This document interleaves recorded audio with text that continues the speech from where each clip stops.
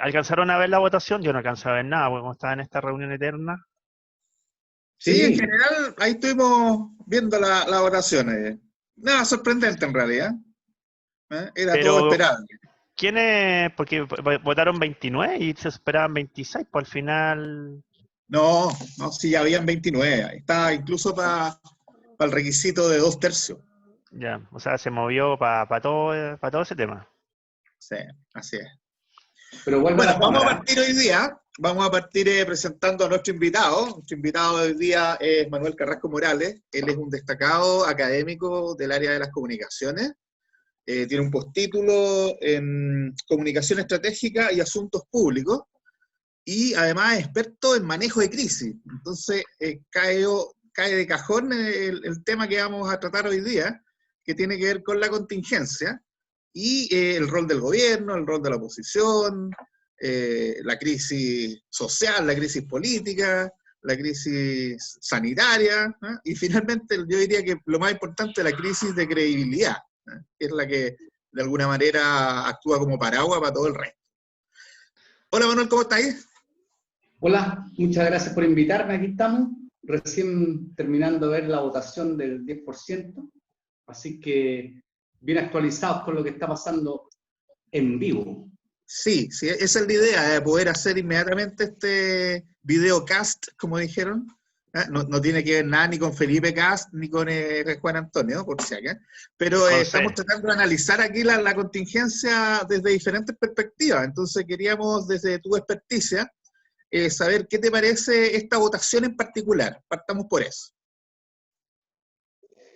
Mira, a mí en particular la votación me parece obviamente muy esperada. Era una votación que se sabía, ya toda la gente sabía, hasta los mismos senadores cuando hicieron su comentario, ellos ya sabían cuál era el resultado, por lo tanto no tiene nada sorpresivo. Lo que sí da cuenta de un estado de situación para el gobierno bastante complejo, porque no ha logrado ganar en ninguna de los intentos que ha hecho por imponer su visión de las cosas de cómo arreglar este problema, de cómo ayudar a la gente que está pasando por momentos complejos, y ya sufre una derrota en menos de una semana, tanto en la Cámara como en el Senado, por lo tanto hay un tema muy complejo para el gobierno. Mira, tanto así, sintomáticamente, que el presidente a las 4 de la tarde se fue de La Moneda a su casa ya a ver el resultado, que ya lo sabía, pero eso ya te da cuenta de lo que él esperaba, de lo que él venía a venir y del estado del arte, de cómo está la moneda en este Claro. minuto. De estar comiendo pizza mientras veía la votación, yo creo que también es un aspecto que hay que considerar. Se toma con mucho relajo, en este caso, estas situaciones críticas. Sí, ¿Qué te claro. parece a ti, qué te parece a ti en términos generales, el estado de opinión que pudimos apreciar en torno a esta votación? Y en relación, por ejemplo, en comparativa a la votación que se efectuó en la Cámara de Diputados. Mira, me parece que es un escenario complejo, es un escenario donde el gobierno no ha sabido leer las necesidades que tiene la gente, que tiene la ciudadanía, que tiene la mayoría de la gente. Yo tengo la impresión que no ha logrado captar, y tal vez ha sido un factor en que su equipo o su aparato comunicacional no ha sabido ayudarle a los líderes del gobierno a descodificar lo que la gente está pensando y sintiendo. Cuando la gente habla, el gobierno, para entenderla, tiene que compartir los mismos códigos. Si no tienen los mismos códigos, es difícil poder leer o entender al otro. Y es parte de la responsabilidad del aparato comunicacional del gobierno el decirle cuál es el código con que la ciudadanía está hablando para poder interpretar aquello y de esa manera dar cuenta en materias de ley qué es lo que el gobierno tiene que proponer. Eso en un primer término más o menos general. Claro. Oye, ¿y qué te parece cómo se desmarcan en este caso los diputados y los senadores de RN y la UDI? ¿Cómo lo interpretas tú desde la perspectiva de la crisis? Esto es una crisis porque también en el fondo, de alguna forma, los propios partidarios del gobierno le están dando la espalda a Piñera y a su gabinete. Claro, mira, yo creo que el hecho que se hayan desmarcado diputados y senadores de los partidos políticos que apoyan al gobierno es bastante sintomático en el sentido que esa gente ya notó que el gobierno no ha sido capaz de leer lo que la mayoría de la gente necesita y quiere, ¿ya? Independientemente que lo que quiera convenga o no convenga, independientemente si las pensiones van a disminuir o van a bajar, independientemente de eso, ¿te fijas? Pero el hecho de desmarcarse de este grupo de parlamentarios se traduce en que ellos sí supieron leer y percatarse que la gente está en otra línea distinta a la que el gobierno está pensando. Y por eso que se desmarcan, votan en contra del gobierno, y eso fíjate que es una señal muy inequívoca de la crisis que tiene el gobierno. Fíjate que las crisis, como sabemos, siempre se manifiestan a través de oleadas. Oleadas que viene una, después viene otra, y no siempre la primera es la que más fuerte te golpea. Lo traicionero de las crisis es que puede venir una oleada, golpearte y tú decir, bueno, esta fue la crisis, este fue el golpe, y te empiezas de nuevo a descuidar y es la segunda ola o la tercera ola, la más fuerte, la que te golpea y que podría dejarte bien magullado o incluso botarte de un sopetón y eso sería, ¿te fijas? Entonces, la pérdida en la Cámara de Diputados fue la primera ola. La pérdida en el Senado es una segunda ola. ¿Te fijas? Podrían venir incluso otras más. Lo que el gobierno tiene que hacer ahora es estar atento a las otras olas que eventualmente puedan venir para poder, en el fondo, pararse, sostenerse y mantenerse en pie, que es lo que uno espera de un gobierno. ¿Te fijas? Manuel, pero ¿tú crees que el gobierno tiene esa capacidad, el gobierno de Piñera? Porque a mí me da la impresión es que el gobierno, desde el punto de vista práctico, siempre ha minimizado las crisis que se le han venido. O sea, minimizó en parte la crisis de octubre, minimizó la pandemia, a pesar de que todas las informaciones que venían desde Asia y desde Europa nos decían que esto iba a ser un tema súper complejo. Acá se trató de hacer una especie, esta dinámica de cuarentenas zonales. Siempre ha quedado la impresión de que el gobierno ha minimizado los efectos de la pandemia, primero el estallido social, después la pandemia de salud y ahora la pandemia económica, pero ¿tiene el gobierno la capacidad de poder prever estas próximas olas de acuerdo al resultado que se ha venido dando en el tiempo?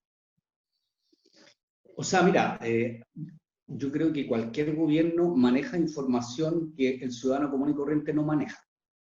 O sea, tienen aparatos que manejan información, que manejan eventuales sucesos que van a ocurrir.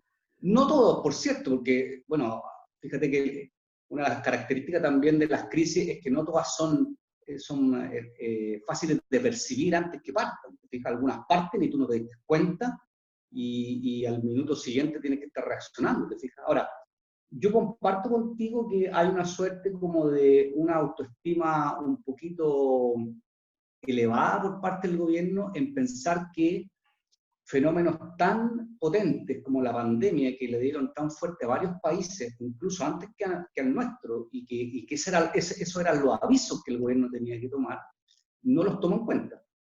Y incluso, tal como tú señalas, en algunos casos minimizó los efectos en la salud pública de la pandemia. Y bueno, ya todos hemos visto cómo hemos enfrentado esta pandemia con ya prácticamente cercano a los 12.000, 13.000 muertos, fíjate, fallecidos. Ahora, Lo que yo espero de un gobierno que está o que fue democráticamente escogido es que tenga la capacidad, y si no la tiene que generar, y para eso tiene que escuchar a las personas de su mismo sector, que hoy día son un tanto disidentes en algunas materias, para poder adelantarse a los posibles efectos que puede traer lo que todavía nos falta de pandemia, lo que todavía nos falta de la crisis social que se generó en octubre. Eso es lo que yo espero de un gobierno democrático, ¿te fijas? O sea, si un gobierno no es capaz de estar preparado para eso, entonces estamos muy mal. Yo no creo que haya gente tan ineficiente en un gobierno como para no percatarse de estas situaciones. Yo creo que la hay. Lo que pasa es que no han mirado con la profundidad suficiente, creo yo, las señales que está dando la opinión pública, la ciudadanía, los partidos políticos, los mismos alcaldes, para poder enfrentar esto de una manera un poco más aterrizada y con el oído más atento a lo que la gente necesita, pide y clama. ¿Y cómo lo puede hacer eso el gobierno si, pongámonos de aquí en adelante, ya tenemos en cierta forma, estamos pasando la primera oleada de la crisis sanitaria, ya estamos con disminución de casos, probablemente vamos a tener algún rebrote que ha sucedido en otros lados con respecto al desconfinamiento. Estamos entrando ya, bueno, estamos con esta decisión del 10% que se acaba de aprobar en general hoy día en el Senado. Ya se cree que el gobierno no va a tomar el veto, pero falta todavía ver si van a hacer reserva constitucional, eso es lo que vamos a ver en estos días, o pues, quizá mañana. Pero ¿cómo un gobierno que no ha funcionado o no ha tomado los resguardos anteriormente, ahora sí los podría tomar? ¿Cuál debería ser el cambio? ¿Cuál sería la sugerencia que tú le harías al gobierno para que tome buenas decisiones de ahora en adelante? O por lo menos esté más preparado para las próximas olas. Mira, en general para enfrentar una crisis, y este gobierno está enfrentando, te podría decir yo, que al menos dos crisis, que es la crisis social, con todo lo que implica la pérdida de trabajo de mucha gente, se habla que hay 2 millones de puestos laborales perdidos en este tiempo, más la crisis social que se arrastra de octubre, más la crisis sanitaria.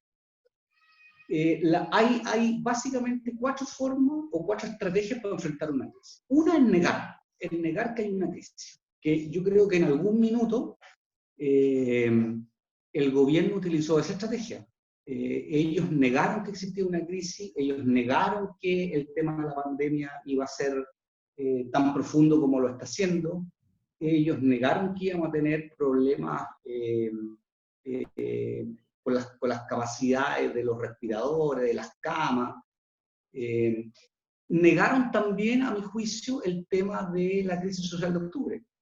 O sea, todo lo que había ahí era un no, eso no está ocurriendo, no es un grupo minoritario, no es el grupo que solamente están usando violencia, y no vieron que había un sinfín de más gente que estaba reclamando por cosas justas y de una forma tradicionalmente democrática, en la calle, por cierto, pero democrática, sin afectar nada que no fuera una protesta normal, ¿te fijas? Y otra alternativa o otra estrategia para enfrentar una crisis es aceptarla, ¿te fijas? O sea, o tú niegas la crisis, la existencia de ella, o la aceptas. Y yo creo que el primer paso para que un gobierno empiece a salir a flote y empiece a tener una posibilidad o una segunda posibilidad de aceptación o de apañamiento, si le podemos decir, respecto a la ciudadanía, es aceptar que estamos pasando por una crisis y aceptar que hemos cometido errores en enfrentar estas crisis por las que este gobierno ha pasado. Mira, independientemente de la opinión que uno pueda tener del actual ministro de Salud, por lo menos en las encuestas que se conocen, está bastante mejor considerado que el ministro saliente. ¿Por qué? Básicamente porque el ministro actual ha reconocido ciertos errores, tal vez no todos, tal vez no lo reconozca a todos, ¿te fijas? Pero sí ha tenido una postura bastante más adecuada que el ministro anterior de reconocer que se han cometido errores. ¿Te fijas? De hecho, hoy día mismo él reconoció que el gran error que tuvo el ministro anterior en su gestión fue que perdió la trazabilidad de la enfermedad a muy corto tiempo. ¿Te fijas? Siendo Bueno, que esa es una clave para poder mantener control de la pandemia. claro, eso dice Entonces, relación con la apuesta que se jugó Mañalich, que eran alternativas, eran opciones. O vamos por la trazabilidad, o vamos por este contagio de rebaño. Él dijo, yo me la juego por el contagio de rebaño, y ocurre que la ciencia demostró que en la práctica eso no ocurría. ¿Te fijas? Entonces, por eso es que su castillo de naipes se le derrumbó efectivamente. exactamente. ¿Te fijas? Entonces, desde esa perspectiva, la estrategia hoy día tiene que ser de aceptación de que estamos en una crisis, de una aceptación que la crisis nos está golpeando fuerte, y de aplicar a esto la mayor transparencia posible. ¿Te fijas? En la medida que el gobierno le aplique transparencia a todo lo que está ocurriendo respecto del tema sanitario, respecto del tema de la FP, respecto de el por qué quieren una cosa o quieren otra, va a significar que en el mediano plazo, yo no creo que en el corto, pero recupere ciertos grados de confianza de al menos su sector, ¿te fijas? Es difícil ya que los sectores opositores respalden mucho más a este gobierno, ¿te fijas? Pero al menos este gobierno debiera recuperar la confianza de su propio sector, ¿te fijas? Mira, Y ahora, te tengo cifras sobre eso. Mira, te voy a aportar con cifras. La confianza y la credibilidad, en el fondo, que tenía Piñera en el periodo de octubre a marzo del 2020 era entre un 10 y un 11%. Sube hasta la semana anterior en que comienza la discusión del 10% hasta el 29%, o sea, había logrado recuperar un porcentaje importante de su propio electorado, que en el fondo, tal como tú planteas, si pierde la credibilidad y la confianza es producto de que su propia gente no le está creyendo. Y baja al día de hoy a un 17%, o sea, nuevamente retrocede una cantidad importante de aquello que había logrado recuperar. ¿te fijas? Entonces, ahí hay un tema que es también sintomático. Cuando un gobierno pierde el apoyo de su propio sector es porque la verdad que está muy errado en el camino que está tomando, ¿te fijas? Pero yo creo que este gobierno tiene buenos asesores, pero esos asesores tienen que ser escuchados por parte del Ejecutivo y por parte de los asesores directos del presidente, para que aquello que le proponen, aquello que le dicen, aquello que ellos son capaces de leer afuera, sea tomado por el Ejecutivo y plasmado en ciertas estrategias para recuperar al menos estos índices de credibilidad. ¿Te fijas? No hay que olvidarse que a este gobierno le quedan todavía 2 años. ¿Te fijas? Casi 2 años de gobierno. O sea, estamos en la mitad de este gobierno, quedan 2 años, vienen periodos de mucha complejidad, el plebiscito por la reforma constitucional, vienen elecciones de alcalde, elecciones parlamentarias, y esto termina con elecciones presidenciales. Entonces, queda un sinfín de cosas por hacer, donde una democracia tiene que ser capaz de soportar todos estos vaivenes y salir de estas situaciones con los métodos propios de una democracia, ¿te fijas? Más allá de las responsabilidades colectivas, ¿no?, que tú planteas, ¿quién dirías que tiene la mayor responsabilidad política en este caso? ¿Blumel, Briones, Alvarado? ¿Eh?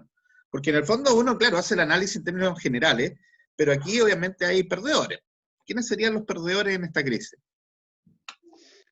Mira, yo creo que perdedores particulares, bueno, siempre los ministros son los perdedores particulares, te fijas, porque claro, son ellos los que tienen que desarrollar una cierta gestión, ellos tienen ciertos objetivos, tienen roles específicos que cumplir.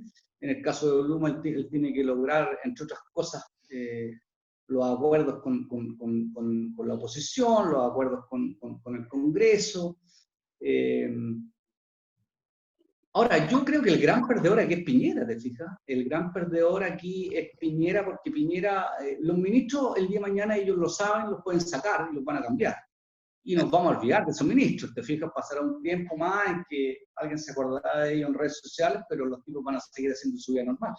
Distinto para un presidente que tiene que mantenerse, en este caso 4 años en un gobierno, y que su figura y su gestión va a perdurar en los libros de historia, ¿te fijas? Y por lo tanto, la historia va a ser la que va a juzgar cómo este presidente, con este equipo o con este otro equipo, lo hizo bien, lo hizo mal, y las consecuencias que generó cada una de sus decisiones, ¿te fijas? Entonces, yo creo que el gran perdedor aquí es el presidente en primer término, ¿te fijas?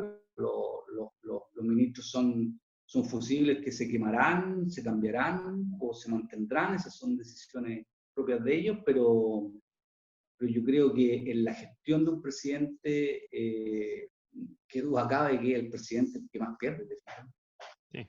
Pero yo te quiero complementar un poco, porque yo creo que, bueno, si bien Piñera, y estoy de acuerdo contigo, Piñera es el que principalmente pierde en este momento, yo creo que también hay perdedores y perdedores importantes. Yo creo que, por ejemplo, todo lo que es la derecha más tradicional, más dura, pierde fuertemente porque no fue capaz de mantenerse detrás de un modelo que han defendido durante muchísimo tiempo. Yo creo que esto lo puedo simbolizar, por ejemplo, en una imagen que yo la vi hace muy poco rato atrás, que es a Jacqueline Van Rieselberghe básicamente en una esquina del Senado, totalmente sola y totalmente, por la foto, bastante complicada, digamos. Entonces también ahí hay un tema de perdedores políticos importantes. Otro que también a lo mejor pierde porque se inmoló sin ningún tipo de... Probablemente le pidieron inmolarse, la Raíz Mate, que renuncia a la presidencia de Bópoli y al final no lo pesca nadie. O sea, ahí hay un tema súper importante también de que hay una pérdida del punto de vista del poder político que tenía la derecha antiguamente, que en esta pasada no se cumplió. No, sí, yo estoy de acuerdo contigo. Sí, también hay perdedores más locales, te fijas, pero finalmente esos perdedores de los partidos políticos, en el fondo, ellos ya sabían que iban a perder. Entonces, en cierta medida, son sus propios partidos los que los van a mantener o los van a cambiar. Te fijas, ahora, los duros de la UDI votaron a favor, o sea, perdón, en contra del 10%. Salvo, no sé, te puedo decir yo que Moreira, que fue casi una sorpresa que votara a favor. No, Moreira está cobrando, Moreira cobró todas las facturas que tenía guardadas, las cobró ahora. Sí, eso tenlo claro. Claro, pero desde mi perspectiva, ellos pierden también, pero el gran perdedor siempre va a ser el presidente, porque el presidente es el que tiene que tener la capacidad de alinear a sus partidos políticos, porque ellos fueron los que finalmente trabajaron por él y lo lograron sacar en las elecciones. Y ahí se muestra que la muñeca del presidente falló, ¿te fijas? No lo pudo hacer. Entonces, yo creo que finalmente cuando tu hijo, que le cambiaste pañal hace poco, lea un libro de historia, en el libro va a salir que el presidente Piñera tuvo este problema, hizo mal esto.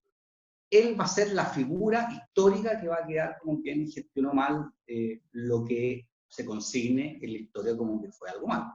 Oye, Manuel, y centrémonos en la figura del presidente, porque él tiene a la vuelta de la esquina, a fin de mes, la cuenta pública, la cuenta del gobierno. ¿Qué debería o qué esperas que debería hacer Piñera en estos días para poder llegar, no sé si bien parado, pero por lo menos en mejor posición de aquí a la cuenta pública? Porque si no hace nada, lo más probable es que se lo van a comer vivo. Perdón, me quedo dando vuelta esa imagen de los pañales que estaba cambiando con la conducción política del gobierno. No puedo dejar de mencionarlo. Ah, por supuesto. Sí, yo creo que hoy día va a haber mucho gasto de pañal de adulto también. Manuel, perdón por la interrupción.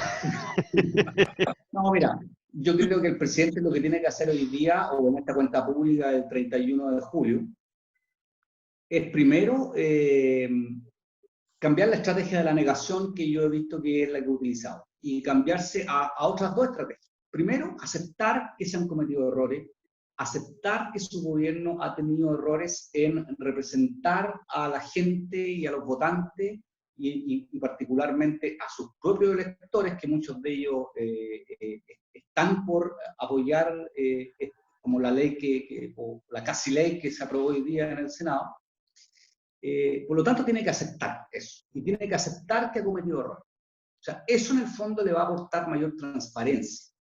Yo no estoy diciendo que con esto la gente que nunca lo ha apoyado va a empezar a apoyarlo, ¿te fijas? Pero sí, frente al fenómeno de la opinión pública, va a recuperar algunos puntos de vista. Y lo otro que tiene que hacer también es usar otra estrategia en crisis, que esta es la cuarta, que es compartir la culpa, ¿te fijas? En una crisis tú tienes dos alternativas. O aceptas la culpa tú solo, o la compartes con otro. ¿Te fijas? Cuando la compartes, parte de la culpa queda en ti, pero otra parte y otra carga queda en otro. En la medida que el otro, obviamente, tenga culpa también. ¿Te fijas? No se trata aquí de mentir y echarle la culpa a cualquiera, sino que decir, mira, yo como gobierno fallé en esto. En el itinerario que yo me hice para enfrentar la pandemia, fallé en estos puntos. Pero hay otro culpable, un segundo culpable, que no sé quién será en este caso para efectos del gobierno, ¿te fijas? La Rubilar podría ser, pues, ¿no? ¿Cómo? La Rubilar, la Carla Rubilar. La Rubilar, claro. No, ya la quemó ya, la ha inmolado ya.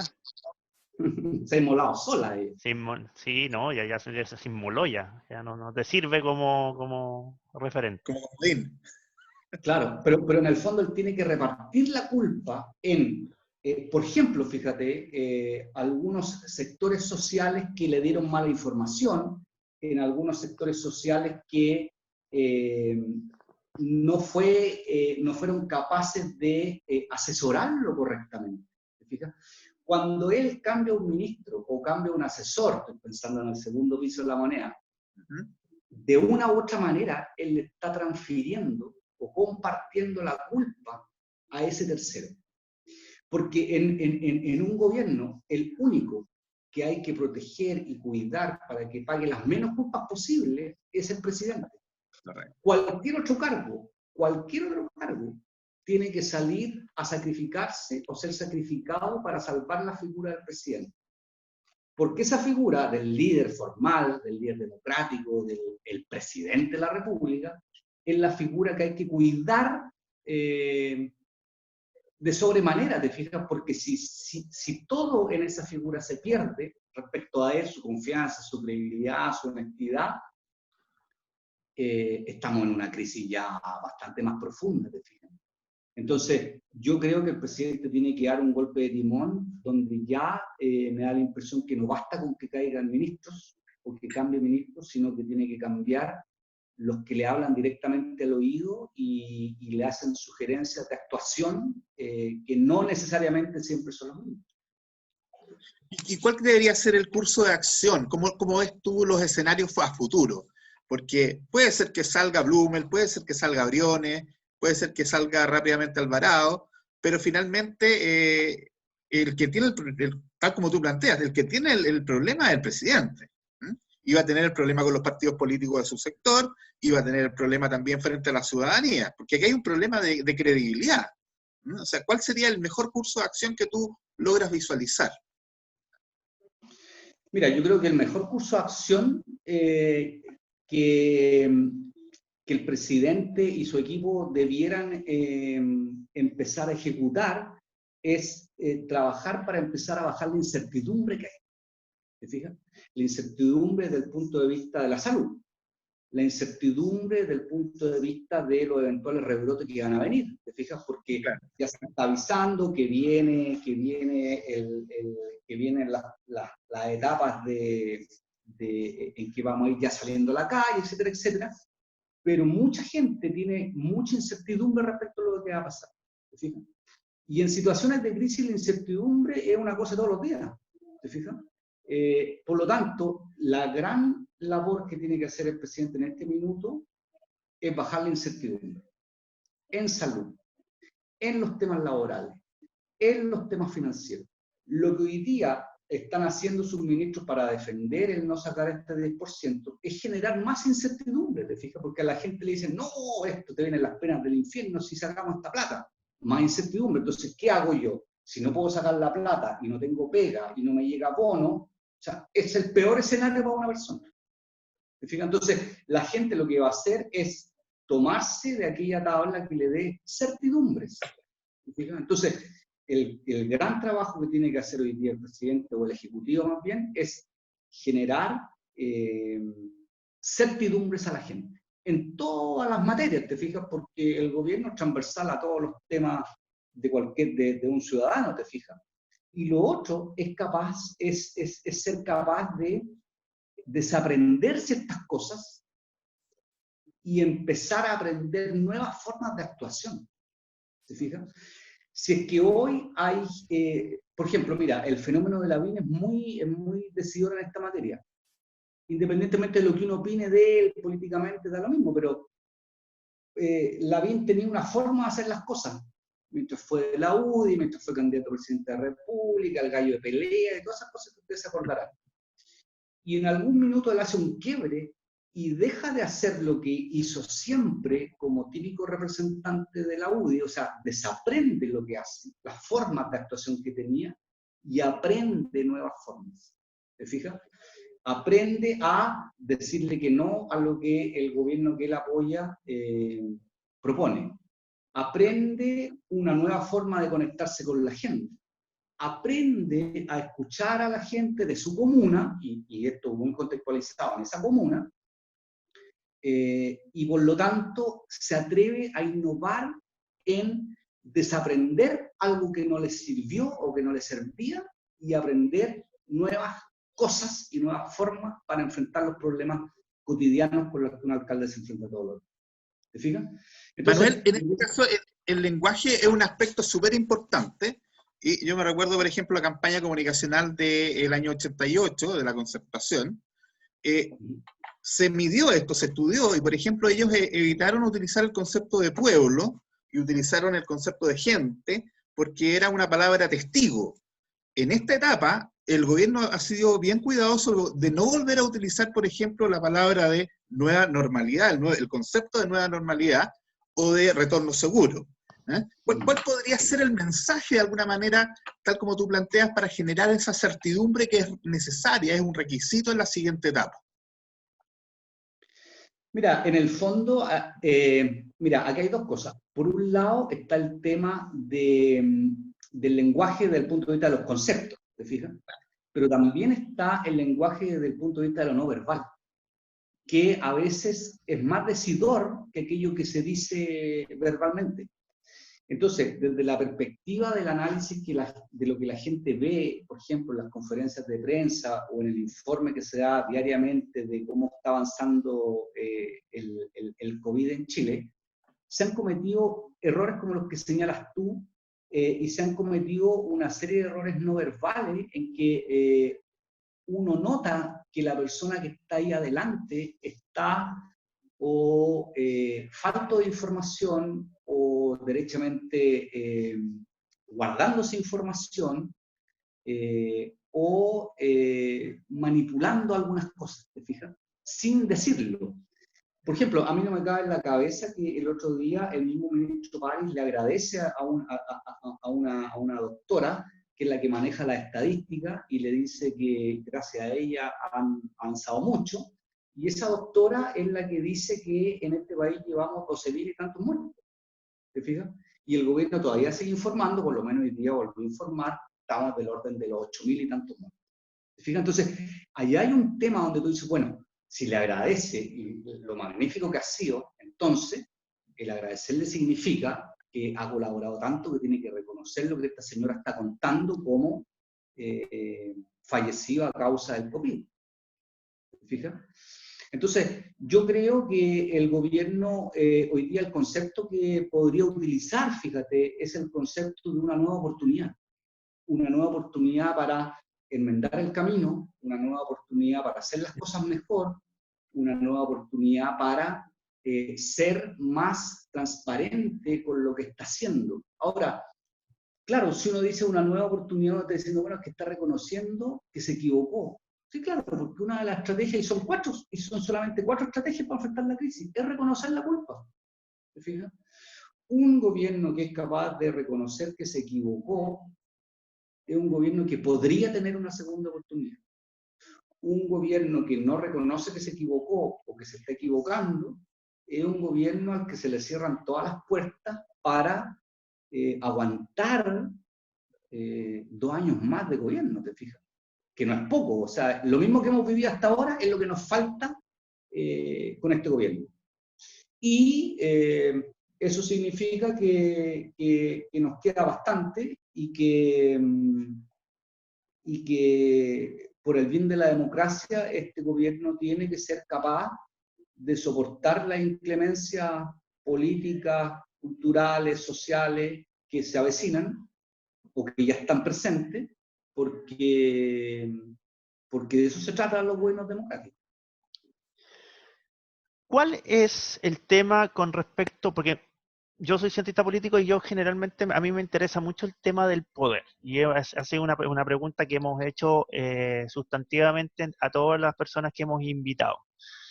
Después de lo de hoy día, ¿quién tiene el poder? ¿Dónde quedó el poder? ¿Quién podría, por ejemplo, ayudar con su poder a salvar toda esta situación que tú planteaste con respecto a todo lo que tenía que hacer el gobierno y lo que tiene que hacer el presidente? ¿Quién le puede aportar el poder? Porque yo creo que el poder no lo tiene Piñera ni tampoco está en el gobierno. No, claro, no cabe duda, pero mira, yo creo que hay que diferenciar, y yo creo que tú como cientista político, al menos no sé si me va a encontrar razón, pero debería estar cerca de encontrarme razón. Y es que Piñera sigue teniendo el poder formal.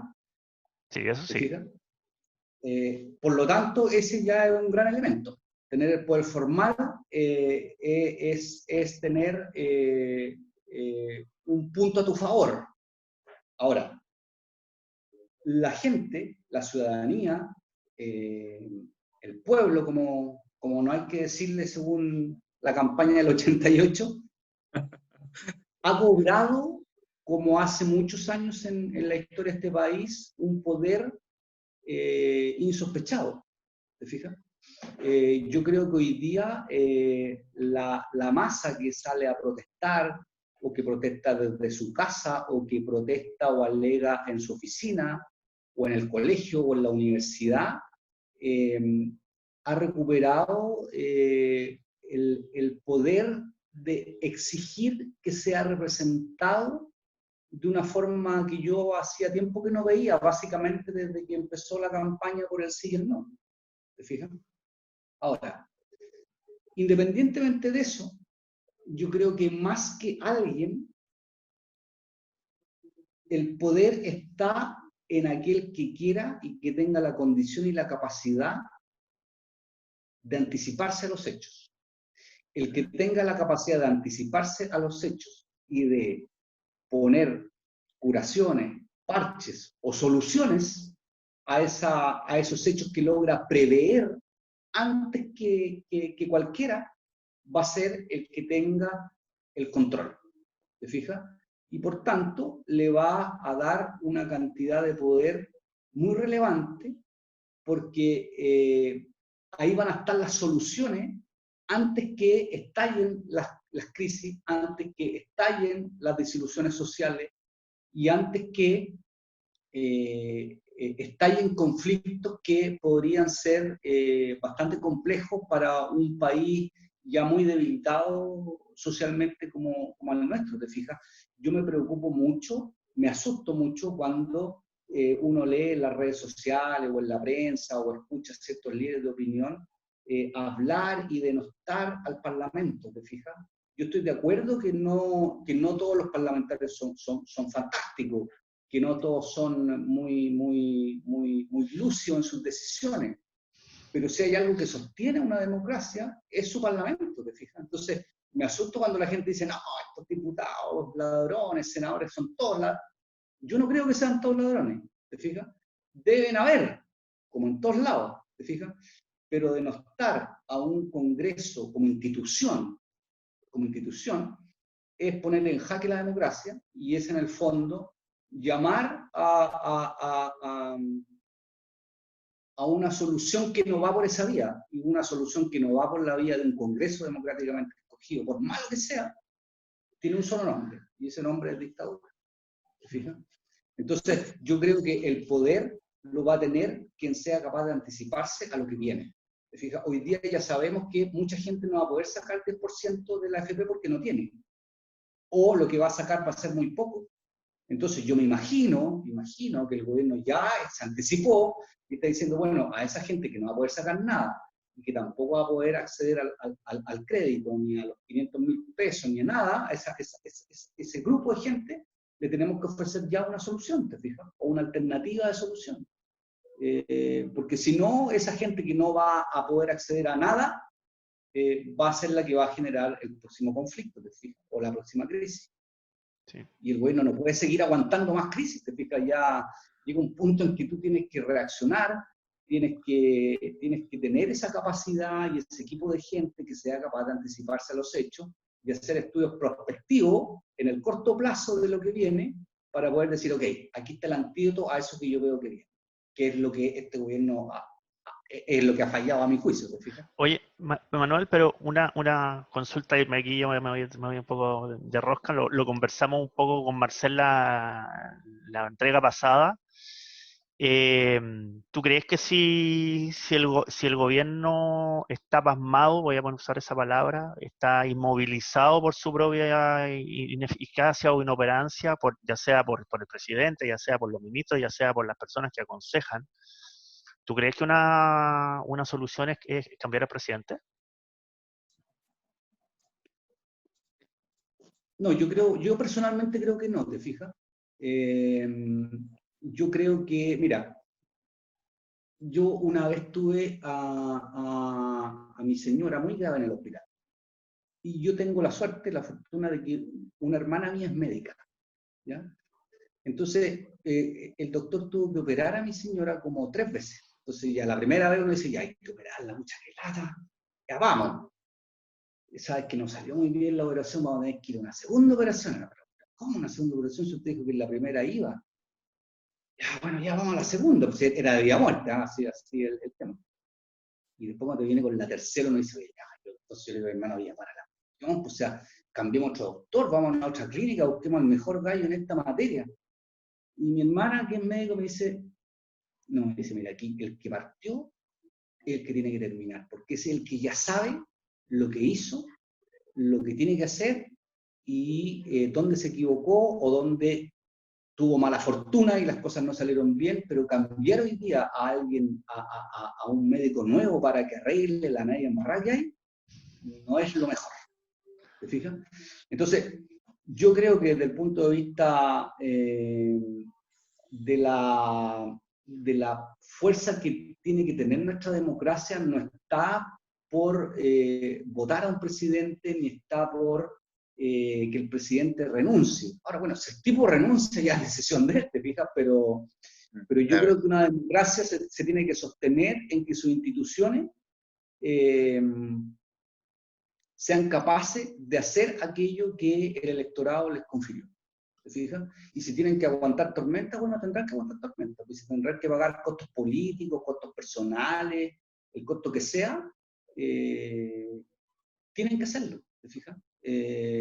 Porque imagínate, la política tiene tanta turbiedad en algunas materias que si hoy día este presidente es derrocado legítimamente o por la fuerza, cosa que no me gustaría, el día de mañana va a llegar otro grupo que no le gustó tal cosa y vamos a pasar derrocando presidentes como si de eso se tratara este cuento. ¿Te fijas? Yo personalmente no creo en eso, ahora una postura personal, pero yo creo que los presidentes son para que gestionen políticamente un país por el tiempo que se les escogió y salvo que se salten la Constitución o cometan errores o crímenes de derechos humanos, tienen que aguantar. Ellos se pusieron ahí, la gente lo escogió y de eso se trata la democracia, aguantar aquello en lo que tú quisiste hacer las cosas, ¿te fijas? Manuel, uno de los aspectos que vamos a tener en agenda, digamos, los próximos meses, tiene que ver con el plebiscito para poder establecer una nueva constitución. A nuestros invitados, a las dos invitadas anteriores, a ambas les preguntamos en relación a ese aspecto. ¿Cómo te imaginas tú que debiera ser una futura constitución que va a ser probablemente la primera constitución en la cual vamos a consensuar todos los chilenos y que vamos a poder nosotros definir las características de ese instrumento constitucional?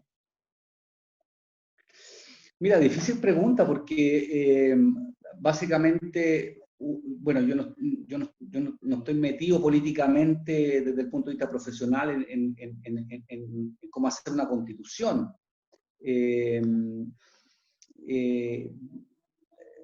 Conozco la Constitución, me la he leído, en este último tiempo me he leído un par de libros de personas que proponen qué cambio hacerle a la Constitución, ¿te fijas?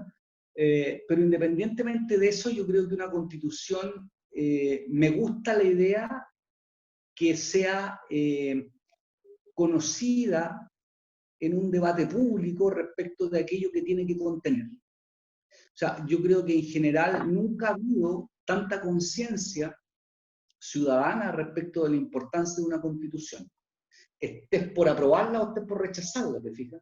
Pero los que se manejan en la constitución siempre son los que están cerca del poder, ¿te fijas? Parlamentarios, ministros, algunos académicos que están siempre metidos en esas temáticas, ¿te fijas? Pero no el ciudadano común y corriente. El ciudadano común y corriente en general es un tipo que le dicen, bueno, esta es la Constitución, bueno, no cacho mucho en qué me afecta, pero hoy día tenemos la gran oportunidad de entender todo ese proceso, más aún de participar en ese proceso, y por lo tanto de informarnos mucho en todos los debates que me imagino que van a haber y diálogos que van a haber, y que ya han habido, te fijas, en las plazas, aquí en la comuna donde yo vivo, hay mucha gente joven que participa en las reuniones de base, donde los cabros jóvenes en particular están hablando de la Constitución, lo cual me parece una maravilla. Te fijas que un cabro que no tiene nada que ver con política, que estudia publicidad o ingeniería o cosas así, diga, oye, voy a ir a una reunión los sábados de la tarde, que duran como 8 o 4 horas, voy a tener reunión como la que estamos teniendo ahora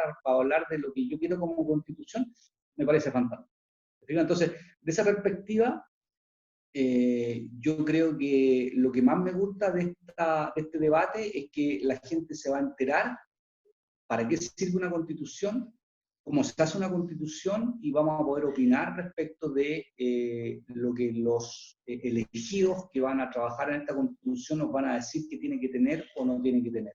Y eso también me parece a mí, sobre todo para estas nuevas generaciones más jóvenes, súper, súper importante. Entonces, desde esa perspectiva me engancha este tema de tener que hacer una nueva constitución. Oye, Manuel, y un poco relacionando los dos temas que hemos tratado hoy día, porque hemos tratado el tema de la crisis que se genera, que se ha generado en este país, el tema constitucional, y dentro de tu experticia, las crisis normalmente se pueden tomar como oportunidades, y oportunidades para determinar, para tener mejor vivir, o mejores situaciones, o una mejor sociedad.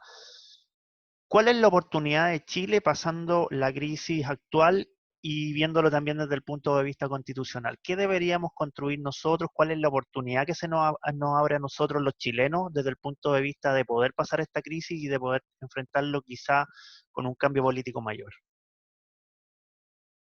Mira, en general, sí, mira, casi todos los teóricos que trabajan en el tema de crisis siempre hacen referencia a que la crisis es una oportunidad. Yo comparto eso. Sin embargo, creo que para que se convierta en una oportunidad, primero hay que pasar la crisis. ¿Te fijas? Porque una crisis lo que puede hacer es que, al ser tan desestabilizadora, podría terminar con la vida de una organización. ¿Te fijas? La puede hacer desaparecer. ¿Te fijas? Casos hay montones. ¿Te fijas? Es cosa de abrir el diario y ver la cantidad de empresas que están en crisis hoy día económica y financiera y que probablemente vayan a desaparecer. Hasta hace poco se hablaba que la en Chile está en la quemada, ahora negoció sus platas por ahí afuera y va a permanecer bastante más acotado y más chica de lo que era. Yo hablo de la en Chile como si existiera la en Chile, ya no se llama la en Chile, se llama la TAM, La TAM.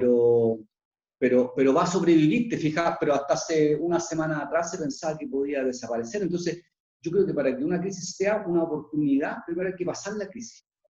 Y cuando uno logra pasar la crisis y pasar esta típica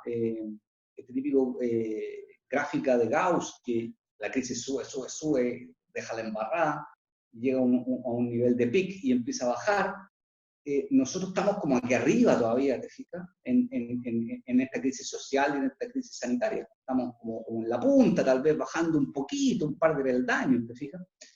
Entonces, desde mi perspectiva, para que sea una oportunidad, primero hay que pasar esto. Y vamos a ver cómo lo pasamos y vamos a ver cuánto nos vamos a demorar en que la última etapa de la crisis nos permita cerrarla.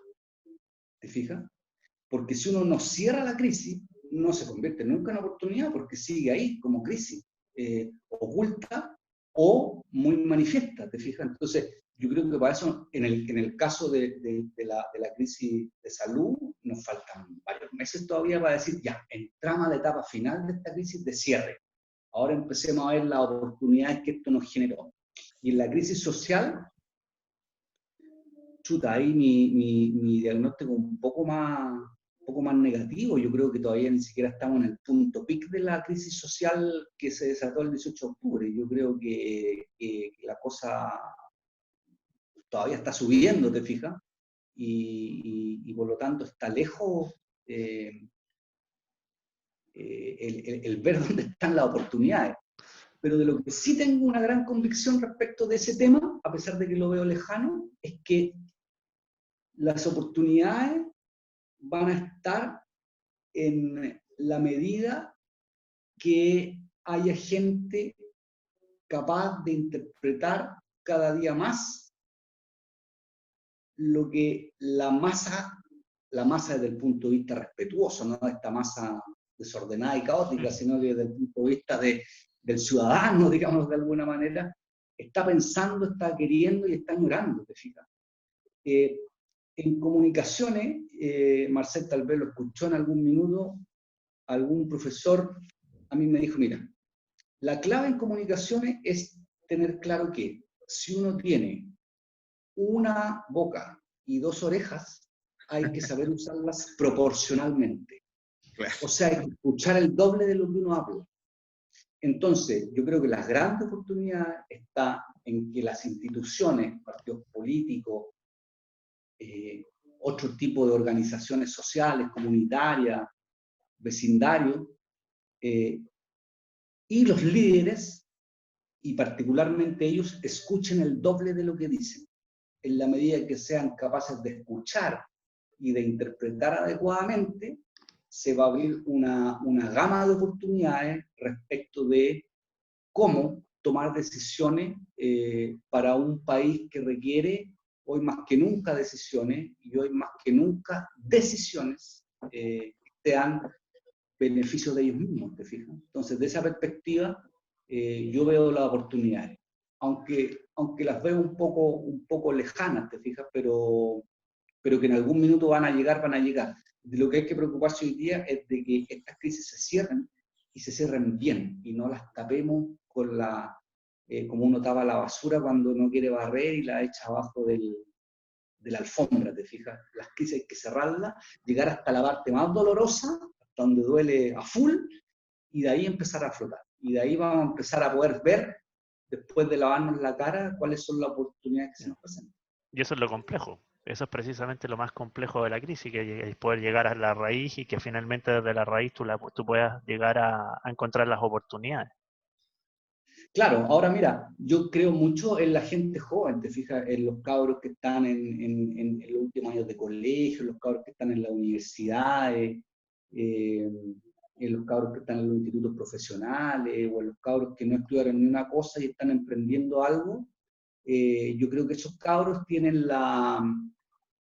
un poco la limpieza, la sanidad de decir, bueno, aquí estoy, tengo 18, 20, 20 y tantos años, y esta cuestión hay que darle para adelante, y no tienen tanto peso en los hombros como tal vez lo tenemos nosotros, que hemos visto, vivido tantas cosas, muchas muy dolorosas desde el punto de vista social estoy hablando, y son cabros que tú hoy día los ves, y son cabros que están ayudando en las ollas comunes que se están haciendo en las poblaciones, son cabros que están haciendo cooperativas a través de internet para comprar más barato, y que un grupo de gente pueda comprar a precios distintos a lo que compráis en el Líder, en el Jumbo, en el Unimar, ¿te fijas? Son cabros que se están juntando en las plazas hasta hace poco, hasta antes que hubiera cuarentena, para hablar de la Constitución.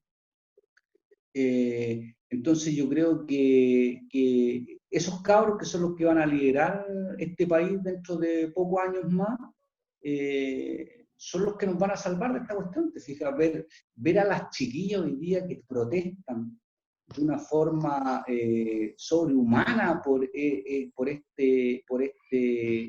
suicidio de esta chiquilla de Pucón, que fue violada, y a pesar de la pandemia ir a protestar en Temuco y estar tocando cacerola a esta hora, me parece un lujo de juventud, ¿te fijas? Entonces, ahí yo tengo puesta la esperanza de las oportunidades que este país necesita, ¿te fijas? Entonces, yo creo que hay que poner nuestra apuesta como país, como adultos, como políticos, como todo, en esa gente, ¿te fijas? En esos cabros.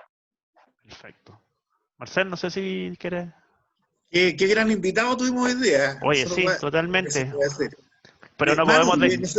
nosotros tenemos una tradición acá en el panel, y es pedirle a nuestros invitados que, y entre comillas, nos sugieran a alguien más que quisieran ver acá conversando con Exacto. nosotros dos. ¿A quién te gustaría ver acá en alguno de los próximos programas de nuestro entorno, por supuesto?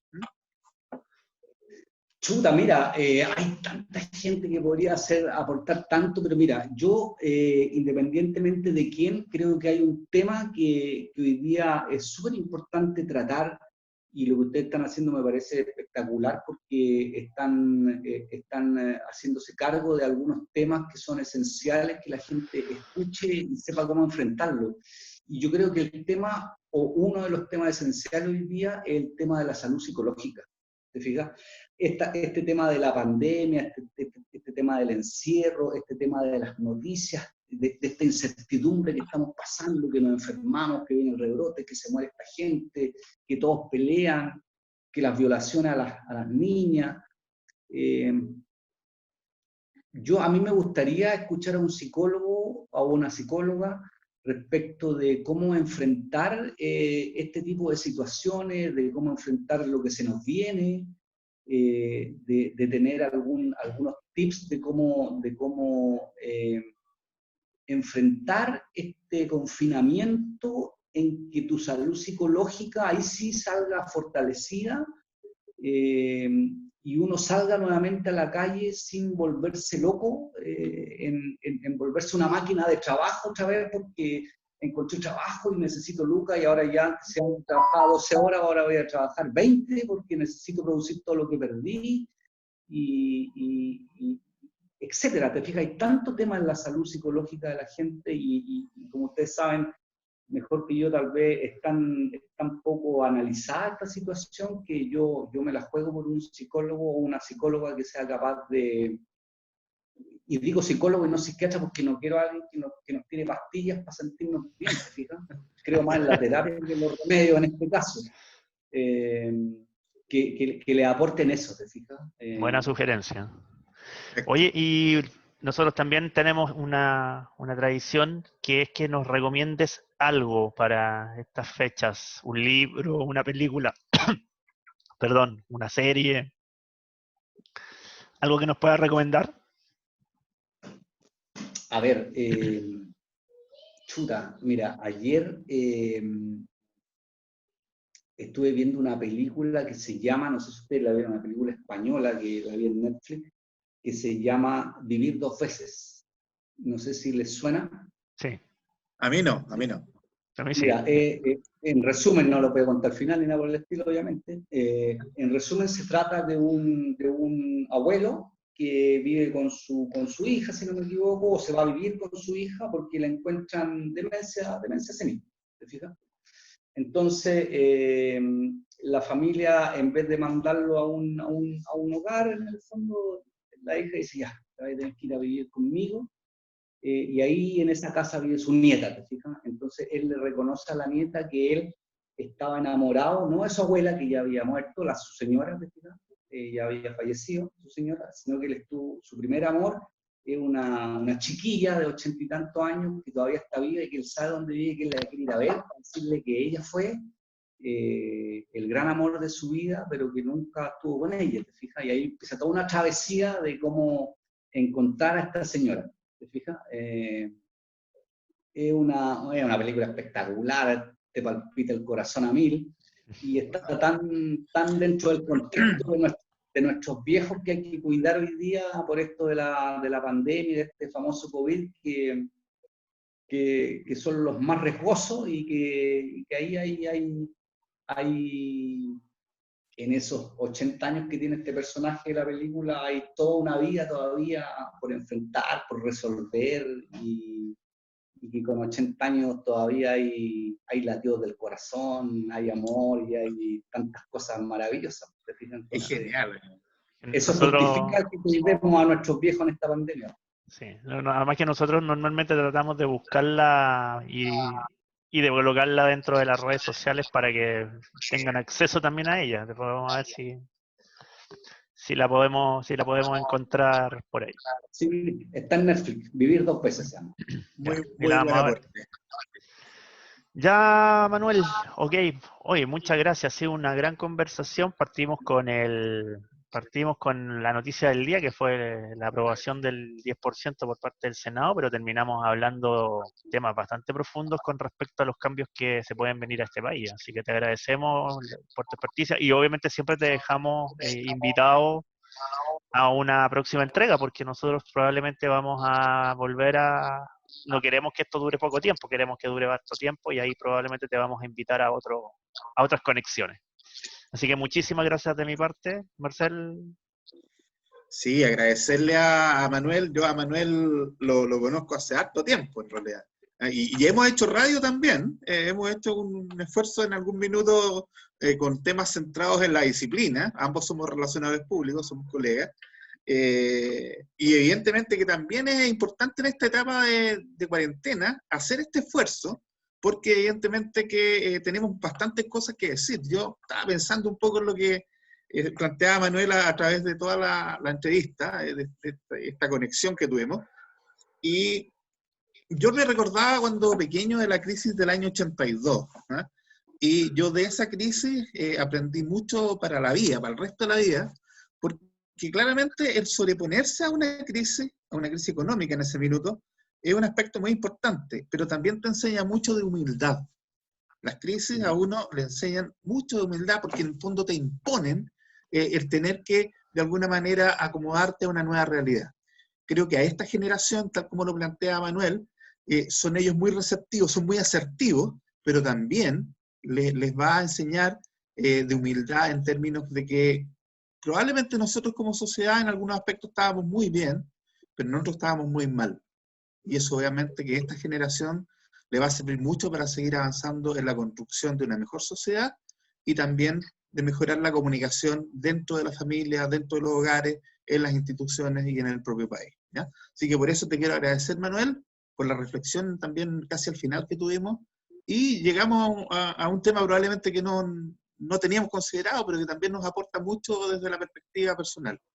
Así que muchas gracias, y vamos a estar en una nueva conexión, eso no lo dudes, porque lo vamos a hacer, Eso ¿ya? no lo dude, que lo vamos a dar por hecho. Dale. Muchas gracias a ustedes por la oportunidad. Muchas gracias y que les vaya fantástico. Muchas gracias. Gracias, Manu. Igualmente. Chao. Chao, chao. Chao, nos vemos. Chao.